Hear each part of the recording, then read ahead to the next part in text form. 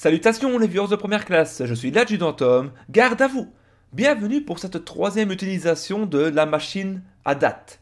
Je rappelle, jour de guerre, notre cher sergent Belgio, premier sergent-chef Belgio, vous avez un très joli masque. Donc notre cher sergent-chef Belgio va actionner la machine qui va désigner au hasard un chiffre qui est en rapport avec une date précise durant la Seconde Guerre mondiale. Alors, sergent-chef Belgio, allez-y, vous pouvez appuyer sur le bouton. Alors, ça va être le jour numéro 1149 qui correspond à, oui Belgio, le 23 octobre 1941. Allons voir ce qui s'est passé à cette date-là.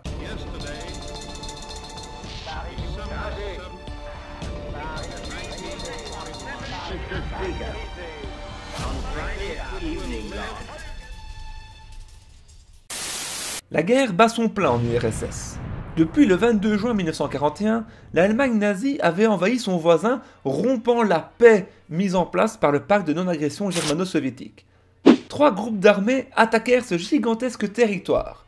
Le groupe d'armées du Nord devant prendre Leningrad, le groupe d'armées du Centre devant foncer vers Moscou, et le groupe d'armées du Sud prenant quant à lui la direction de l'Ukraine avec comme point de mire Kiev, Sébastopol et Rostov. Dans un premier temps, les Allemands écrasèrent les Soviétiques qui étaient totalement désorganisés à cause notamment de la grande purge des officiers qui s'était effectuée dans les années 30. L'avancée des forces de l'Axe était rapide, mais les grands espaces de ce vaste territoire commençaient doucement à fatiguer les Allemands, et ce, malgré de gigantesques encerclements des armées rouges comme à Bialystok ou au nord de Kiev. L'effondrement étant rapide, Joseph Staline, qui s'était nommé commandant en chef des armées au mois d'août, décida de changer ses chefs de guerre. Ainsi, ce 23 octobre 1941, deux maréchaux qui seront responsables du revirement de situation sur le front de l'Est sont nommés.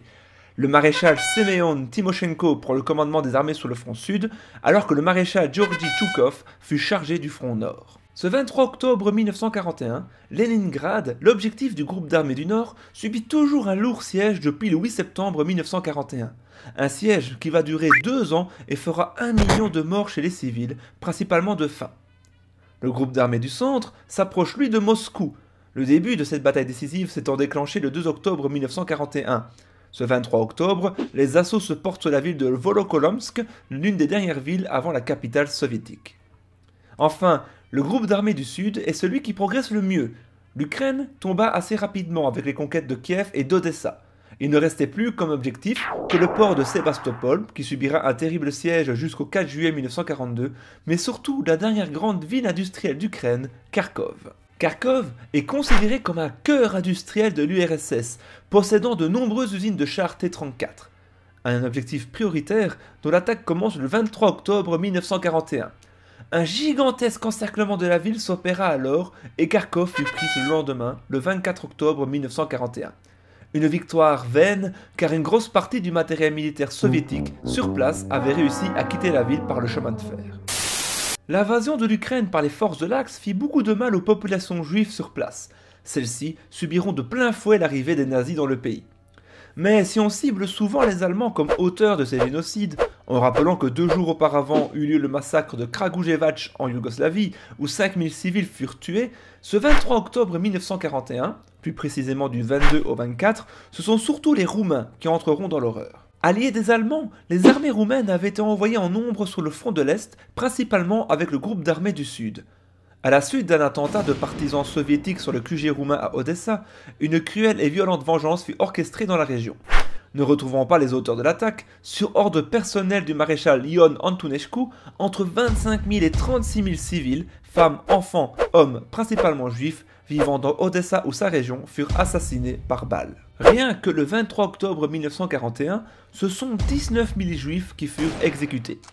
Le restant des juifs d'Odessa, les survivants, vivront dans des conditions inhumaines dans le ghetto avant d'être expédiés dans des camps de concentration.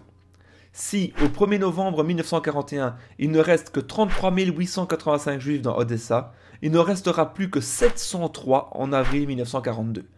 La ville martyre, qui sera l'une des premières à recevoir le titre de ville héroïque, ne sera libérée qu'en avril 1944.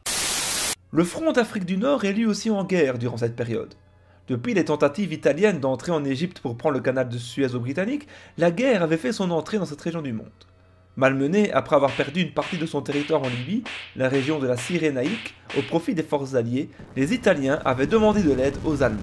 Arrivant en Libye, au début de l'année 1941, la célèbre Afrika Korps allemande, menée par Erwin Rommel, le célèbre renard du désert. Ce dernier arriva à renverser la vapeur et à repousser les Britanniques et les Français en Égypte après des victoires à Tobrouk et en repoussant l'opération Battle Axe. Afin de maintenir une résistance dans cette région et un approvisionnement des troupes alliées, l'île de Malte, occupée par les Britanniques, revêtait une importance cruciale. L'île était utilisée comme un véritable porte-avions dans la Méditerranée. Mais ce 23 octobre 1941, les Italiens bombardent le port de La Valette et l'aéroport de Mikaba. Les destructions sont importantes et les civils sur place en payent le prix fort. Recevant du ravitaillement et du soutien aérien provenant de Gibraltar, les Britanniques étaient cependant bien décidés à rester sur l'île, une décision qui joua plus tard pour la reconquête de la Libye. Merci à tous pour avoir regardé ce 3e épisode de Jour de Guerre, j'espère qu'il vous aura plu. Si c'est le cas, n'hésitez pas à partager et à vous abonner à la chaîne, à regarder mes autres vidéos et à laisser des commentaires afin d'avoir une interaction avec vous. Je remercie tous les nouveaux abonnés de la chaîne qui font en sorte qu'elle grandisse, on approche doucement des 1000 abonnés, et merci beaucoup également à tous ceux qui me suivent sur Twitter, avec qui j'ai souvent des conversations, et c'est assez sympa. Pour les news, je me suis enfin installé, donc je suis enfin installé dans la maison, tout est opérationnel, je vais donc pouvoir reprendre l'enregistrement des vidéos, donc la prochaine sera une vidéo un peu plus longue, vu que celle-ci était quand même assez courte, j'essaie de la sortir le plus rapidement possible. Chers viewers, surtout n'oubliez pas, c'est en oubliant le malheur qu'on retombe dans la terreur, surtout avec les événements que nous vivons actuellement. Prenez soin de vous et on se voit pour une prochaine vidéo. Salut!